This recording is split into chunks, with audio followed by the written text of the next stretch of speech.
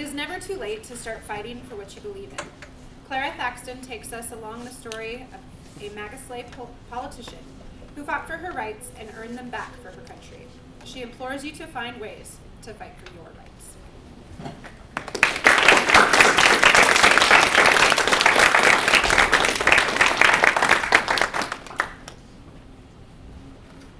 Most of us have probably seen or heard of the fun-loving, family-friendly movie, Madagascar, where 4 pampered zoo animals are sent back to Madagascar to test their friendship.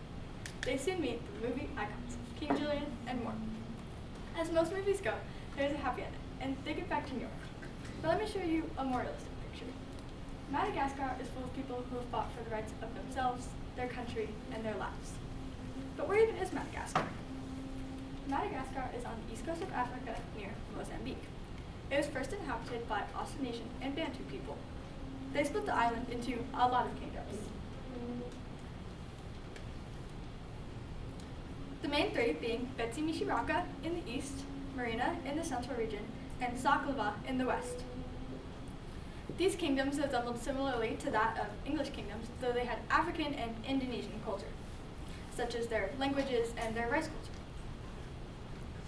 Soon, the Marina Kingdom started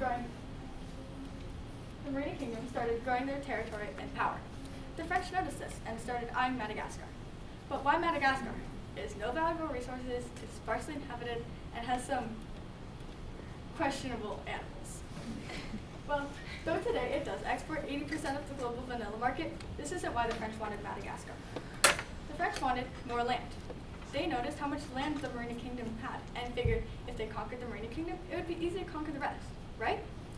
It turned out to be a lot harder than they expected because of the violent resistance they faced. The British noticed this and started helping Madagascar keep the French out. They made ties with one of Madagascar's leaders, Radama. The British had a lot of influence on them, including helping them keep France away and ending their slave trade. The French didn't like how close Madagascar was getting with the British, so they started 2 French MAGA-slave wars. Though the French won both and got the land, the MAGA-slave people kept fighting for their country to be independent. While the French had power, they promoted the French language, made education mandatory, and re-ended their slave trade. During this time, a young woman named Giselle Rabashahala was spending her time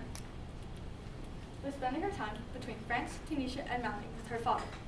Her father was a non-commissioner of the French army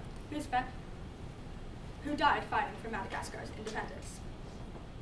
When her father died, she went back to Madagascar and found her family and her country bowing to the Nazis, who had taken over the French and their land. Madagascar now had all eyes on them. The Nazis had power. The French no longer had power. Japan wanted to plant military bases there, and the British also wanted power. So in 1942, the Battle of Madagascar broke out. That battle lasted a while, and 1947 and 1949 were the peak of the MAGA-slave people fighting. They fought for their rights so hard that the French people soon realized there needed to be a change. So the stressful nationalist uprising led to a more peaceful negotiation and agreement. All of the conflict in Giselle's early years led to her wanting to be a defender of the innocent. In school, she trained as a shorthand typist and earned a preparatory certificate to help her meet university requirements. Being a shorthand typist eased her into her political career, and her first political advancement was becoming a secretary to the Democratic Movement for MAGA-slave Rejuvenation at just 17. The Democratic Movement for MAGA-slave Rejuvenation was a group that campaigned for the rights of Madagascar's independence. Joining politics so early helped her make a name for herself in a male-dominated political field. Her early education also helped with this. For many countries, including Madagascar, colonization brought English-style education, which was a step forward because they rarely had a set education system. However, later, in 1959, right before they gained independence from France, Madagascar took those rights from women. Though Giselle had already got her full education, she was one of the many women who fought for the rights of their education back. They eventually earned and gained their education back. She was constantly looked down upon in politics because she was one of the only women. Joining the MDRM could have had many different effects on that. The MDRM was created on February 22nd, 1946, and 300,000 people joined in 1 year. They aimed for a peaceful, nonviolent change, similar to that of Malala Yousafzai's. Though in 1947, many of the MDR members were blamed for casting spells and using sorcery to gain independence.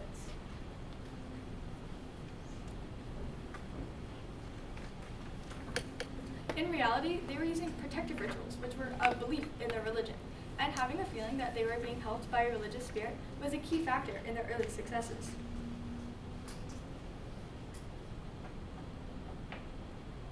Because Giselle was part of the MDRM, she was clearly anti-French and Nazi. After 20 plus years of fighting, Madagascar finally gained independence in 1960. Once they had freedom, Giselle's career should have been over, right? Well, she actually helped many of the MDRM members who were put in prison free. She worked writing articles for the press and attracting international attention. She also promoted education and health in Madagascar, and she created a solitary committee which worked to help families of the prisoners work through their hardships. In 1956, she was elected as municipal councillor, which is similar to Orchard Mesa's student government. In 1958, she was elected as the first woman political party leader of Madagascar. And finally, in 1977, she was elected as the first woman prime minister of Madagascar. But why does it matter to me what Giselle did in Africa? I'm in America. Well, she and many others have set a precedent that we need to keep fighting for the rights. Go talk to someone with an opposite political view or join a local protest. So today, I ask you, how can you help keep fighting for the rights of you and others around you? Thank you.